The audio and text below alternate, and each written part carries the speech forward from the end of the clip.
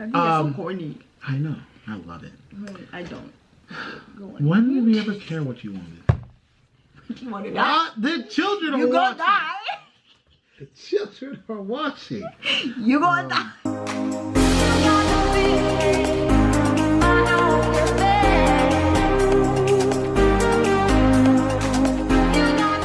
Hi guys, welcome back to my channel. My nails are not here yet, so here's my nails, okay? Ignore it. So today we're going to be talking about adulting 101. Wait, who's here? Hi, I'm here now. Who cares about you? I'm here. Now go ahead. How about you exit then? Hi, we need you for this video. Where you going? Yeah, Anthony's here. Yay! I'm gonna keep clapping. I'm gonna make it keep clapping. So today we're going to be talking about Adulting 101. So I'm going to start a new segment on my channel called Adulting 101 because I'm 24 and I'm learning how to be an adult and it sucks, okay? But so today's subject is going to be how to build credit because, you know, I mistakenly didn't know I was building my credit this whole time. I was, but I didn't know. Like, credit is very important in America. I thought in Nigeria everything's cash, but can't do that here. It's America, okay? Don't worry about it, sweetheart. It's nothing to do with this video. I just want to say that. So the reason why I chose this this topic was because I kind of put out like something on my Instagram and my Snapchat that, hey, what do you guys want to know about that they didn't, like, what do you wish they taught you in high school, you know? And a lot of people said how to use debit, credit, why we need credit, and my little sister actually was like, what's credit, why do we need it, when do we need to buy it, like when do we need to apply for it or whatever. So I was like, okay, Anthony knows a little bit about all this stuff. We're not experts, but these are things that we've learned as we go.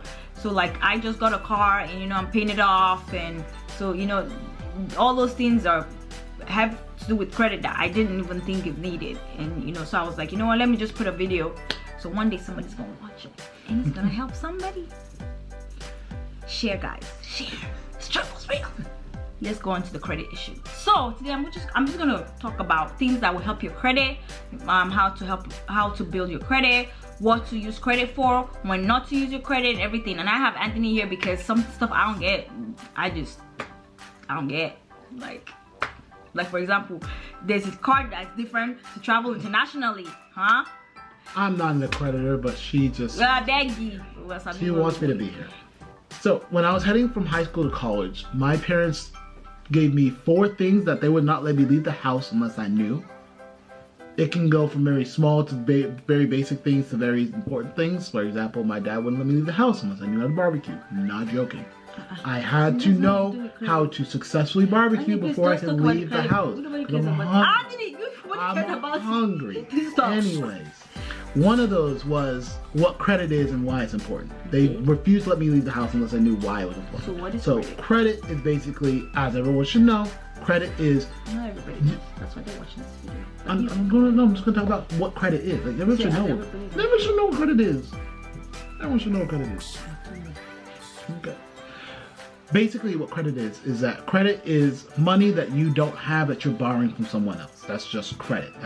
You get credit from other people when you borrow money, when you borrow a car, when you borrow anything. I don't think we will agree on that. Yes, credit is money that you don't have.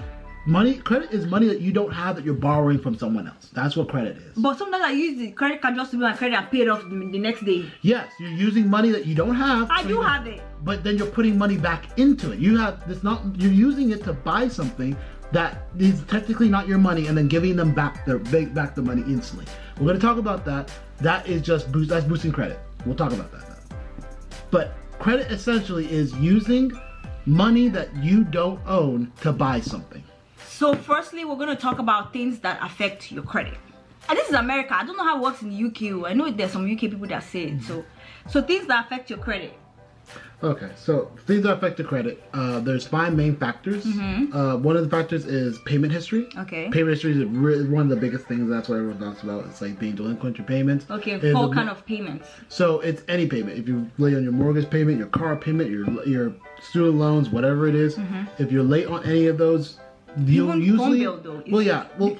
Most phone people bill count? No, most phone bill doesn't count because that's just a phone bill. Oh, really? Yeah. Your own anything that you. Are you sure? Because anything that you default. borrowed money to do something for. That's yeah, but then most of people pay off their phone. That's what I'm saying. So that's the difference. That's when there's a difference between phone bill and phone payment.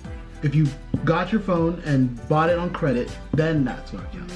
If not, then it doesn't matter. When parents tell you about a permanent record and teachers tell you about that, they're not talking about school, they're talking about credit, because that thing stays literally almost forever. That's why a lot of people in America are having issues with credit, is because they get all these delinquent payments, their credit history goes down, no one wants to give them any more money, and they just start running out of money, and they start running out of options. So basically, if you don't have the money, don't buy it on credit card. The key thing I would say is that never ever use your credit card if you don't have the money, if you won't have the money for it within a month.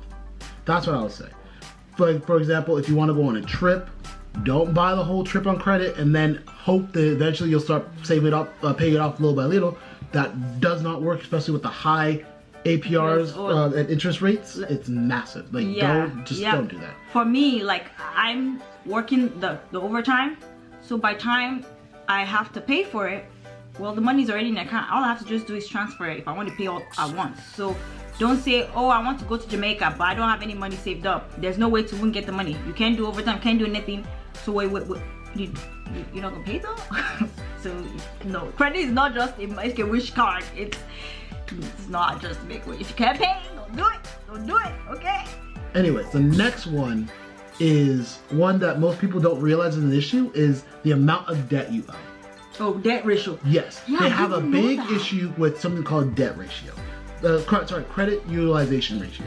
What that means is that they try to figure out how much you use your credit card on a monthly to yearly basis. So they want to see, okay, does she have the money to pay us back if we give it to her, and how much credit she's going to use at all times. Yeah, they did that for my car, and I was like, what? Yep. The biggest thing you should always remember is that make sure that your credit ratio is never more than 36%. Always remember that number, 36, because 36 is the number where they start lowering your credit if it gets too high. Once you pass that 36%, that's when they'll start lowering your credit, because that's too much for them. Whether you realize it or not, you actually don't have credit until your first credit payment. And that can actually be a negative thing. Some people may not start, everyone on earth does not start with credit until their first credit payment. That first credit payment can be anything. You can use a Macy's card, you can get a student loan. Basically, until you have your first credit payment, you will not have a credit history. So with no credit history, 0 divided by 5 is 0. You cannot have a credit history if you haven't done any credit payments at all. So the minute that you get something on credit or buy something with credit, that's when you'll have a credit history. The problem with that is that you will not have a high credit. Let's say, for example, you will not have a high credit limit until after your first credit card, which sucks. But if you want to do we'll talk about my first one. Yeah, we'll talk about how to boost your initial so that you can do better credit later. But the importance of credit is that you can't buy anything in America unless you have some credit. You can't get a car unless you have cash on you, which is gonna be hard. I'd love to see you buy a house. Some people do it without credit and not know what credit is. That's impossible. Well, if they have the cash. I promise you, the person that has the cash knows what credit is, and that's why they have the cash, because they don't want to handle credit. So they would not be here. Beyonce buys houses and but she knows what credit is. But she doesn't need it. Yes, but she knows what credit is. That's what we're here. We're here to teach the people. I beg. About credit. What that means is that at some point in your life, let's say, for example, you're the common person, you're a common man, you're not Beyonce, you're not Jay-Z, you're not going to just instantly pay off your student loans instantly with cash. You're not going to walk up to the dean's office and just chuck up a couple hundred bills and say, here's my loan, here's my student tuition, have a great day, walk away. You're not going to do that. You're going to get financial aid and student loans like everybody else. So usually, most people will need or have loans eventually. Because at some point in your life, you will need a loan. Yeah, okay. Let's say, for example, when you go to school, most most times for most people, you'll need to take out a loan for school because most of it can be paid for by FAFSA, but some of it might not, and you might not have enough for that specifically. And because of that, you will need loans. That's where your first credit payment comes in. That's where everyone starts their credit at basically 600. Yeah, most people will start. Most people will just get a standard 600. 600 is fair. 600 is standard. And then from there, it's up to you to build it. And it's actually not very hard to build it. We'll talk about how to build it in the future. We'll talk about how to build it later on. But for now, we're just going to talk about why it's important and stuff. For example, you cannot get anything. You can't get a mortgage. You can't get a car unless you pay for cash. You can't get a mortgage. You can't get a car unless you have some type of credit history. They won't give you anything. Or if they do, never take it because they will give you the worst APR on the planet. What is APR? APR. Great question. This is an interview. Which one is a great question? Why are you copying for yourself? Yeah. APR stands for annual percentage rate. What that means is that they will basically grab whatever you owe and they will calculate how much you owe after a year and then take a percentage for that and chunk it onto it. Okay, so now we're going to talk about age. Age, what I mean by age is the age of your credit history is very important. But that's the one factor that you have no control of. It sucks. It's gonna be like that. So basically, you have no control of this, but it will be a negative factor until a certain amount of time. A certain amount of time is usually about 3 to 5 years. So if they can tell that you've had credit history for at least 3 to 5 years, then they will just say, okay, well, he's had credit history for 3 to 5 years. That means that he's good for credit, and then that's when it starts to be positive. The bad thing is that starting off, credit is bad for millennials and bad for people who are starting off because it's going to be a negative factor until you hit at least 3 to 5 years, like I said before. The next thing we're going to talk about really quickly is the mix of credit accounts. I'm going to be talking about this really quickly because it's not really that big of a factor, but it really helps to make sure you have more than one type of credit card. That can be, basically what I mean by that is that you don't want to have just car loan. You don't want to just have nothing but car loans because they'll see it as you're only good at paying car loans. What's the point of that when you're trying to get a mortgage? What's the point of that when you're trying to get a Macy's card? So they might just make that a negative and say, oh, well, we'll give you less because all we see is car loans. So what you want to make sure is that you have a mixture of everything, right? So you want to have a Macy's card, you want to have a travel card, you want to have a car loan, you want to have a mortgage payment, you want to have all of those because it shows them that you're able to handle all of it at once. It shows you, hey, I am a big boy now, I can handle it. I'm a big boy now. Anyways. That's a song? That's comedy. Comedy. Handsome man. Says who? Why are you laughing? Why are you laughing? Anyways. You're laughing at your own jokes. That's pretty sad, dude. Maybe you talk to a therapist. Anyways, the last thing we're going to talk about is we're going to talk about credit inquiries. Don't really worry about this. The only thing I want to tell you is don't apply for too many credit cards at once. You know, I didn't know that. Wait at least 2 months before you get another credit card because if you have more than one hard inquiry, it lowers your credit. Yes, if you have more than one hard inquiry a year, it starts to lower your credit card, but doesn't lower it by that much unless you get a lot of them. So that's why I'm saying, at a minimum, don't do more than one per every 3 months. Basically, an inquiry is when you're applying for a credit card. Like if you apply for a credit card, if you apply for a loan for your car. So when I got my car, I had like 3 different inquiries. I kept listening, oh, use this one. And like 3 people ran my credit, and it just lowered my credit from like 20 points.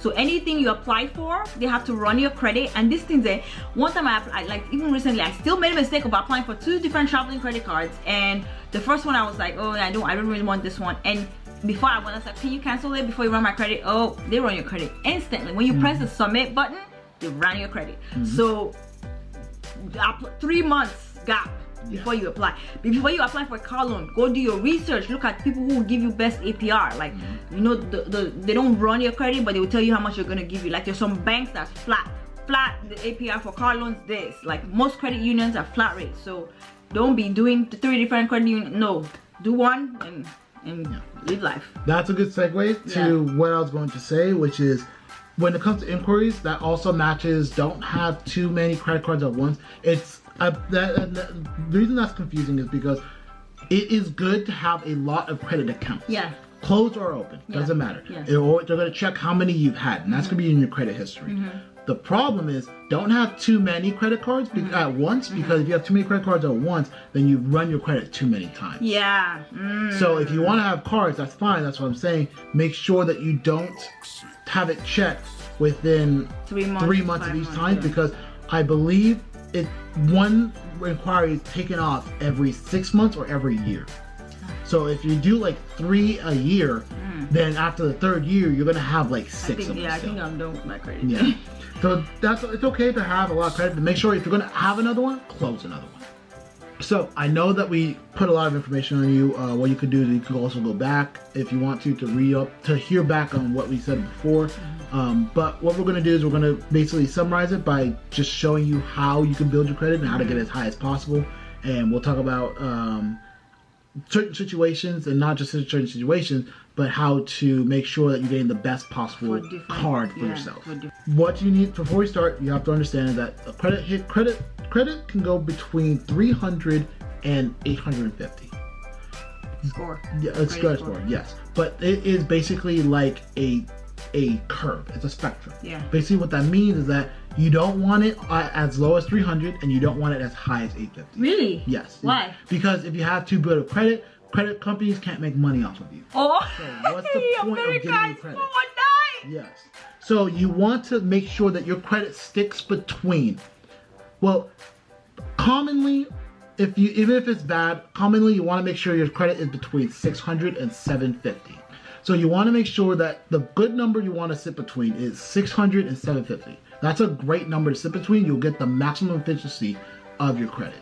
The reason why we're talking about that is because we're going to right now go over the negatives before we go over the positives of credit, right? So one of the negatives that you should watch out for that people don't realize is a thing. I'm going to blow your mind. Credit advancement or cash advancement is not free money.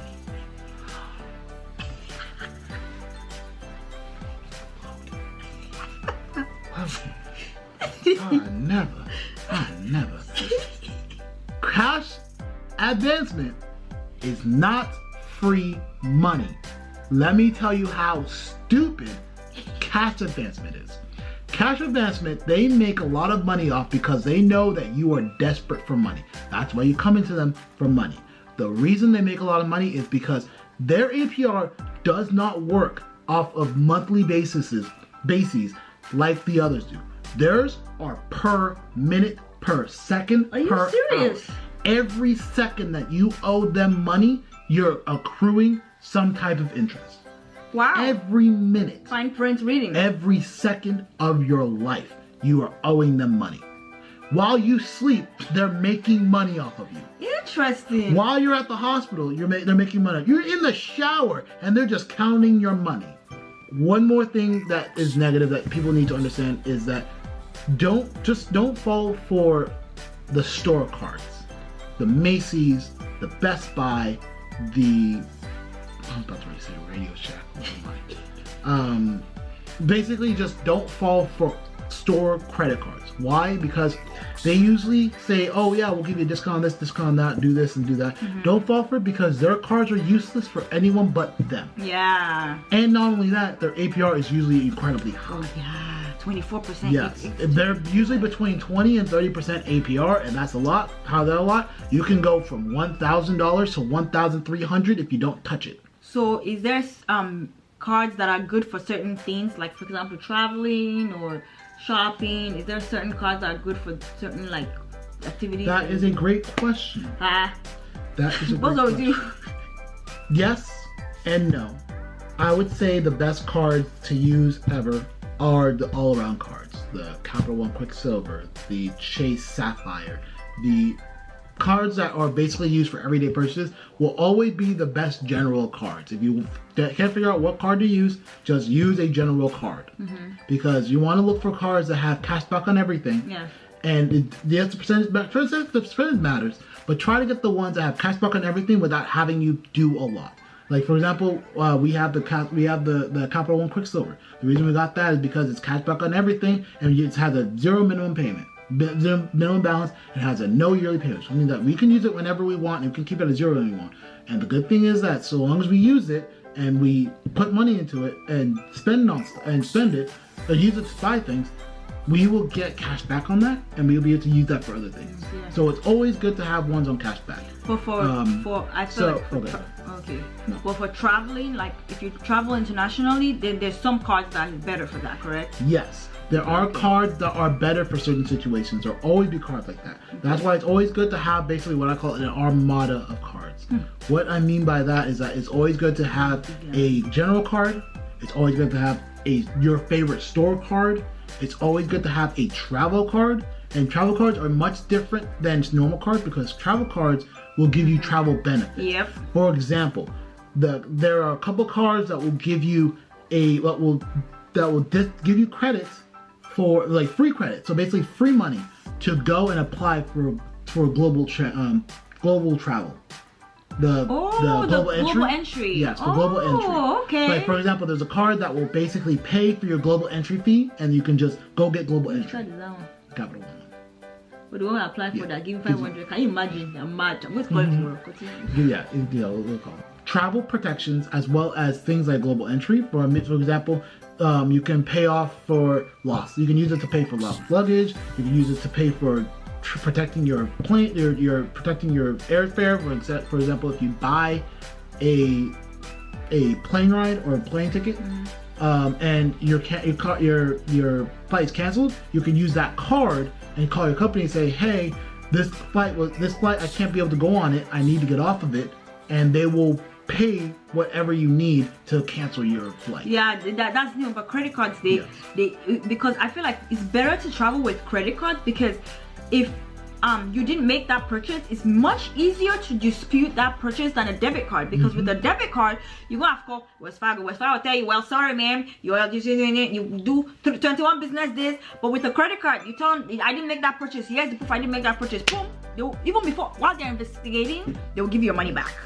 So there will always be cards that are better for other people than better for situations. Yeah. So make sure you have your armada of cards, have your general card, your travel card, your favorite store card, and then honestly, those are the three you honestly need. There's not really much need for anything else. Yeah. If you feel like you want something else, then yeah, you can get some, maybe one or two more store cards, stuff like that. But you don't want too many cards because you'll lose track. And losing track, all of them will start incurring interest if you start to lose too much track of them. So always try to make sure you stick to those three: your favorite store card, a travel card, and your general card. Just stick to those three. You won't lose track of those three. But make sure that if you buy something, make sure you have the money for it. That will boost your credit. The more credit you have, the more you can spend. Well, that's a lot of information. I hope that was helpful because a lot of stuff. Yeah, so we'll try and condense this video. If not, we'll turn into part 1 or part 2. I'll condense this video. Anthony, I edit too. Stop acting like you do everything. I'll condense this video. Anyways, thank you guys so much for watching. Anyways, that's the end of this video. I hope you guys enjoyed this video. I hope you guys like, share, and subscribe, and follow me on all my social media. I also have a TikTok, and it's also Lanre Bene, the same name with all my social media. Thank you guys so much, and I'll see you guys in my next video. Bye guys.